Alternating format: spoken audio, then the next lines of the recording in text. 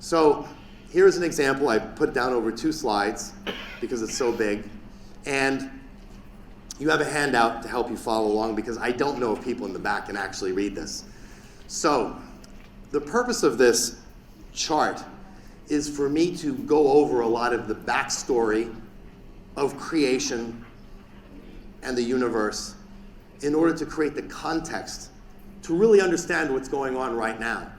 Because if I tell you, hey, guess what? The elite are planning to kill 90% of you, you'd be like, that's rather rude. Or you'd be like, well, but why would they do that?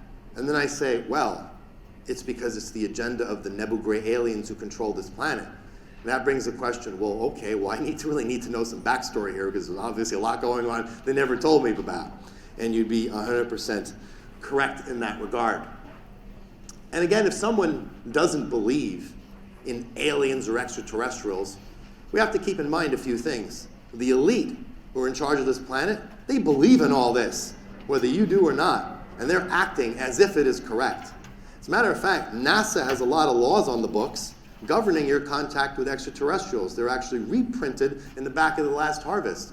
So I know the government likes to waste money and buy $1,000 toilets and things like this, but do you really think they'd be writing laws to govern the contact with extraterrestrials if there weren't any?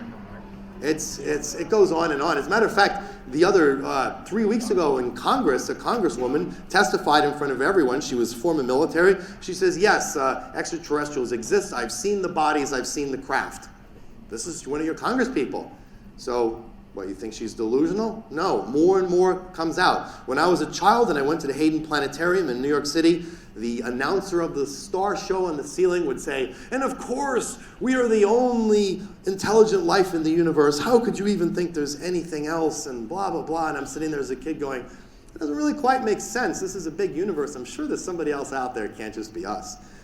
Some years later, you go now and you hear Neil deGrasse Tyson, who I'm no fan of, and he's narrating the star show, and he's like, of course we're not the only life forms in the universe. How could you think of something so retarded? I'm like, 25 years ago you were saying that we're saying retarded stuff.